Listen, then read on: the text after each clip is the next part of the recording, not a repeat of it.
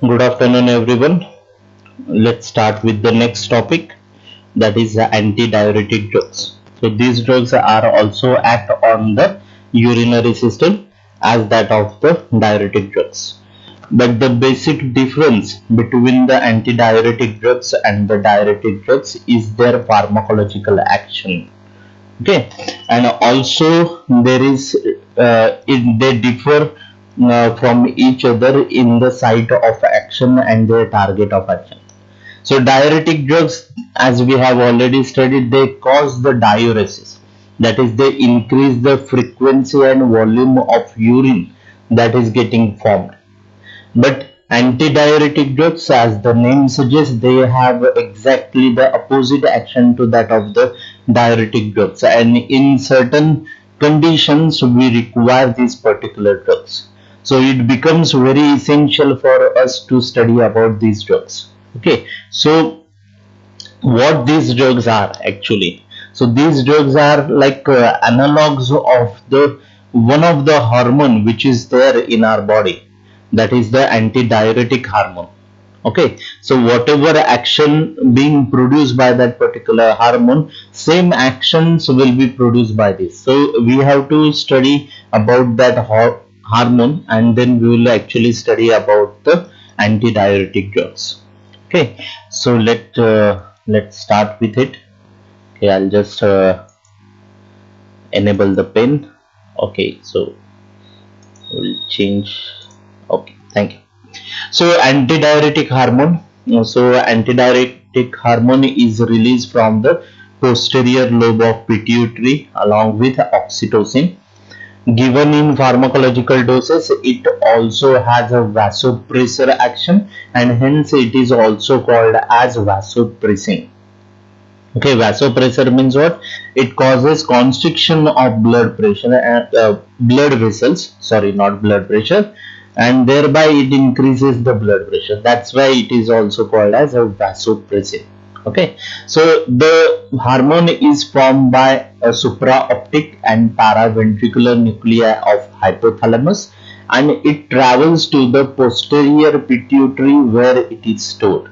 So the pituitary gland, it is just the storage unit of this particular hormone, and where exactly it gets synthesized? It gets synthesized in the hypothalamus. So the rate of secretion of ADH is mainly determined by the plasma osmolality.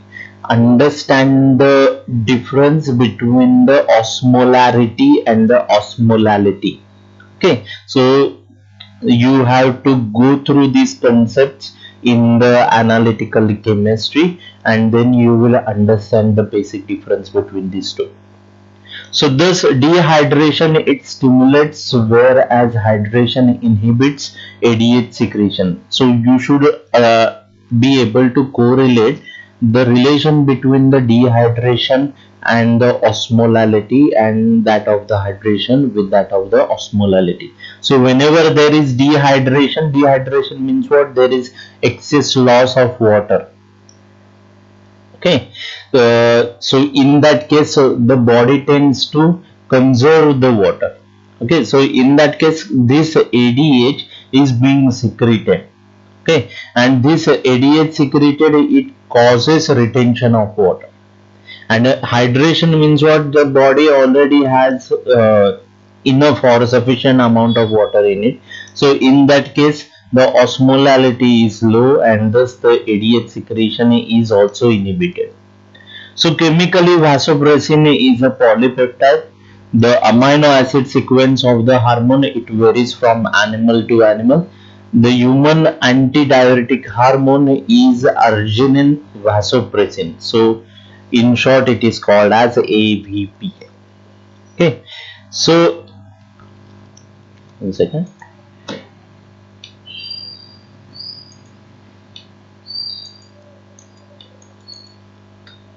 Okay.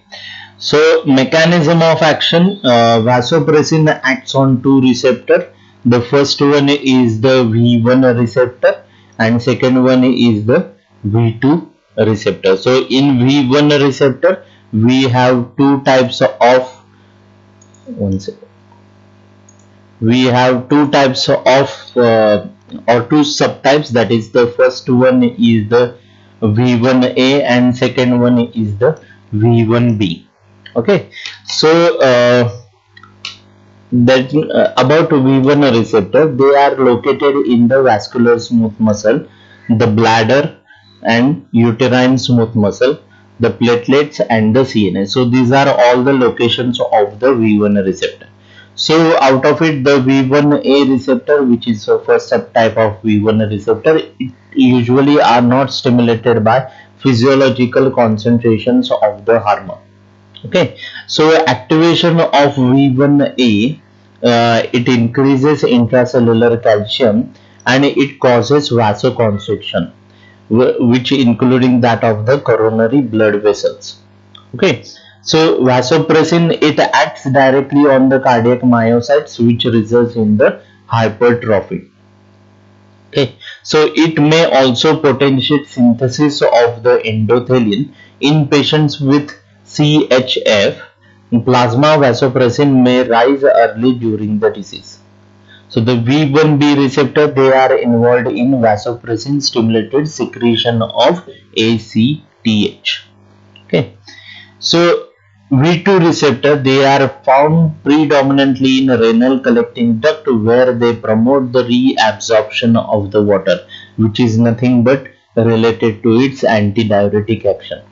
So V2 receptor activation may also increase the sodium and chloride transport in the thick ascending limb. Their effects, they are mediated by activation of the adenylyl cyclase. So next, physiological and pharmacological actions of the antidiuretic hormone. Okay, so depending on the type of receptor which is present in a certain organ, it will have the actions. Okay, so the first is the kidney. Okay, so under influence of vasopressin, the distal tubule and the collecting duct, it becomes permeable to water, and it leads to the water reabsorption and reduced urine volume. So in diuretic, we have started with the renal physiology, and that time I have told you about this changes in water permeability that takes place depending on the part of the nephron tubule. Okay, so some parts they are permeable, some parts they are impermeable, but in presence of these particular hormones, these parts they become water permeable. Okay, in addition, the V1A receptor activation, it reduces the renal medullary blood flow. How it reduces? Because we have already seen this V1A receptor, they are present in the blood vessel wall.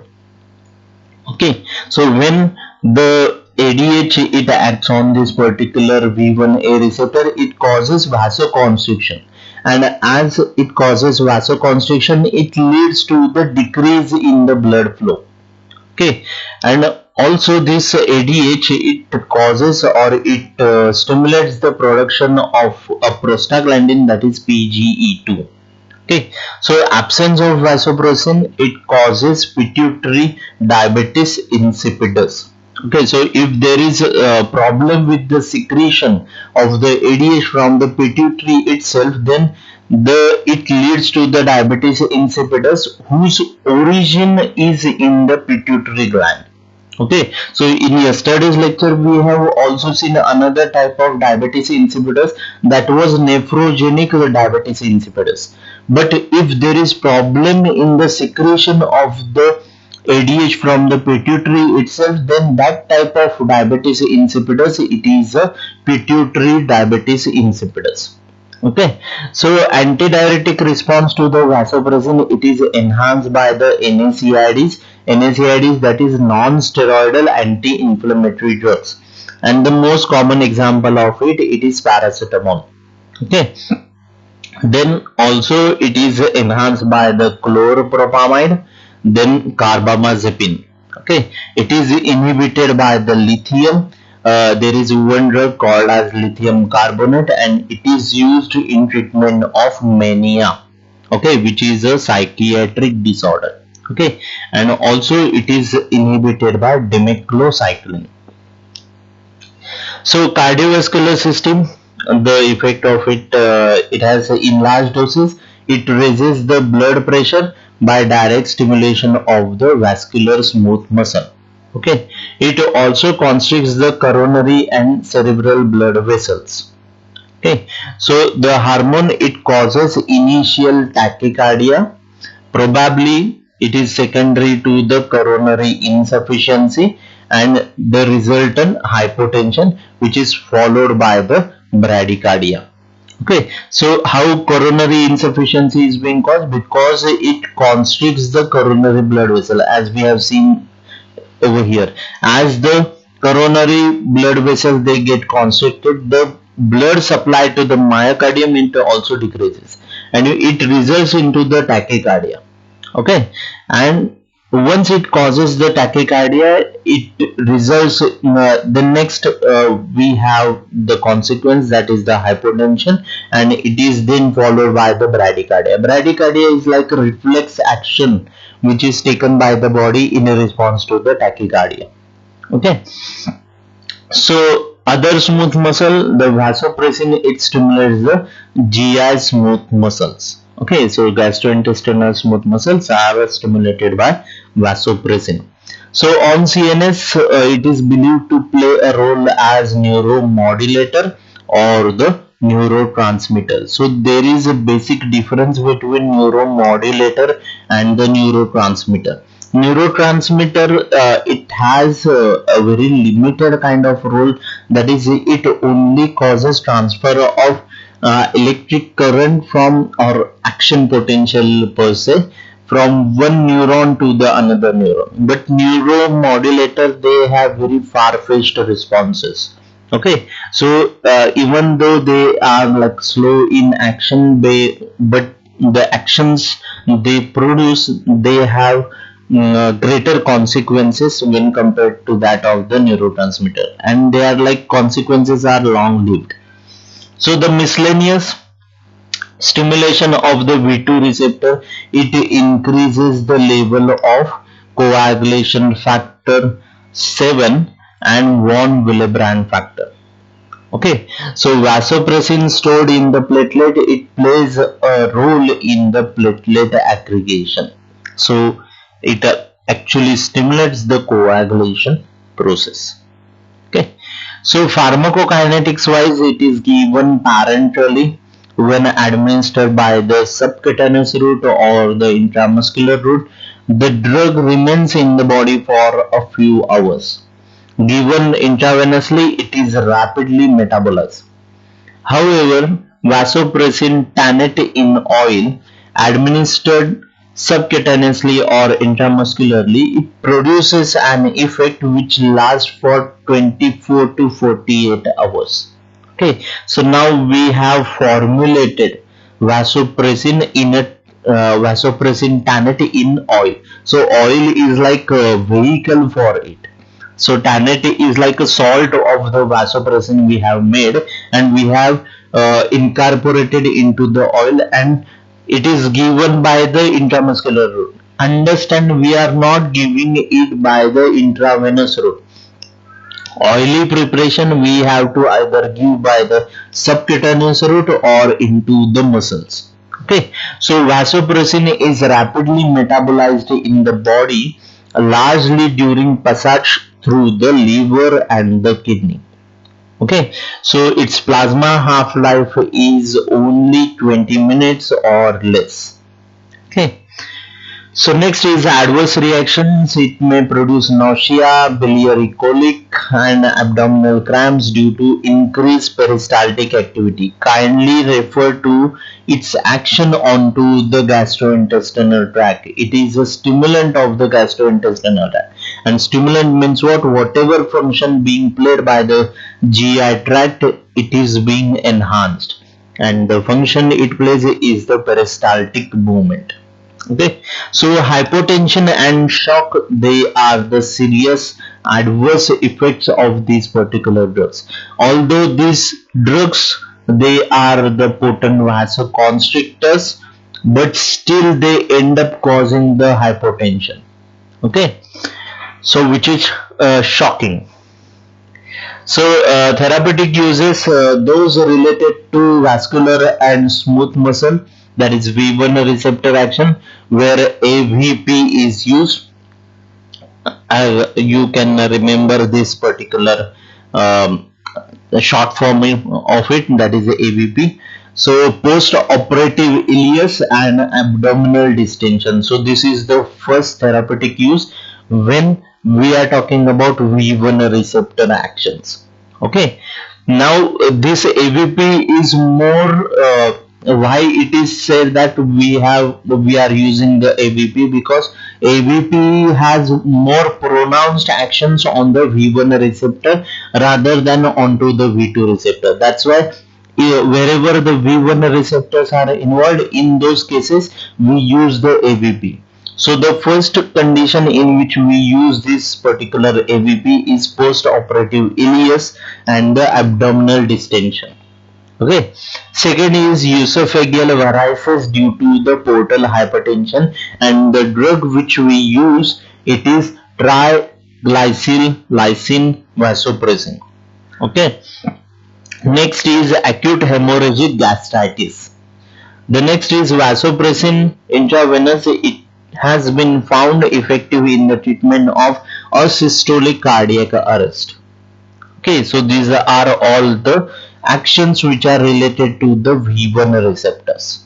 Okay, so those which are related to the antidiuretic action and the release of blood coagulation factors, that is V2 receptor mediated actions. In this case, the drug which we use, it is a desmopressin. Okay, so desmopressin, it is V2 receptor specific, that's why we use it. We don't use the AVP. Okay, so the first condition is the diabetes insipidus. So the desmopressin is the treatment of choice in diabetes insipidus. It is administered intranasally or by the subcutaneous or the intramuscular injection. If desmopressin is not available, AVP may be used, but the drug of choice will always be the desmopressin.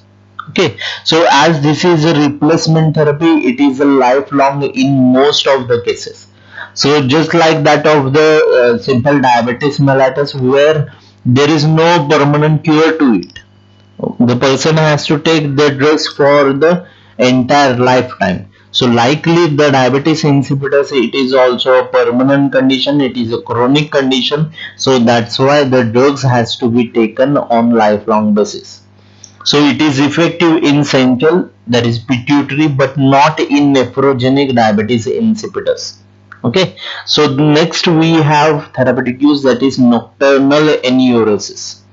So desmopressin intranasally or orally as tablet at bedtime has been used for its short-term treatment.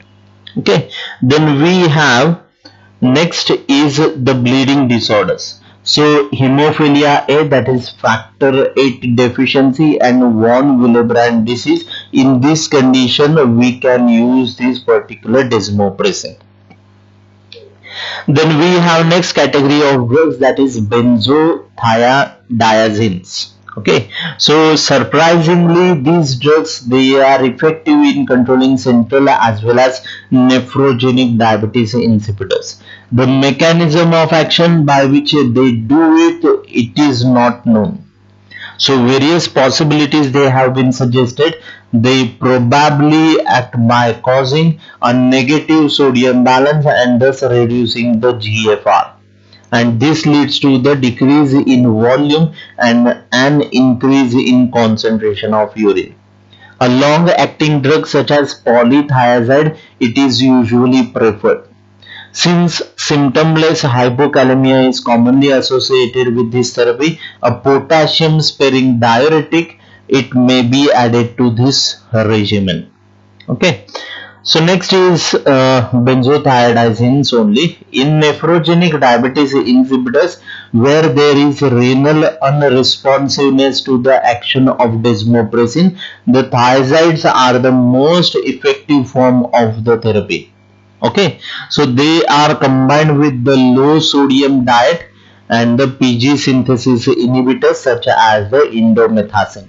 Okay, in both idiopathic and nephrogenic diabetes insipidus, the beneficial effect of benzothiazidines is reduced by the liberal salt intake.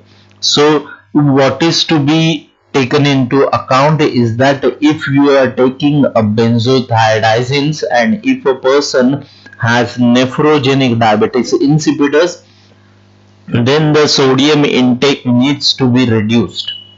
Okay, so if the sodium intake or the salt intake it remains the optimum or the normal, then the effect of these drugs is becomes minimal.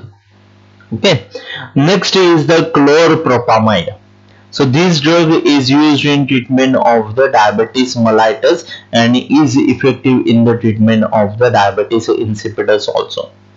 Interestingly, a closely related compound, that is tolbutamide and the glibenclamide, they are not effective in the diabetes insipidus. They are used for the treatment of diabetes mellitus but not effective in the diabetes insipidus. It probably acts by increasing the sensitivity of renal tubules to low and otherwise ineffective concentrations of the vasopressin. So unlike thiazide diuretics, the response to chlorpropamide is not reduced by high sodium intake or steroid administration. So this sentence is very important.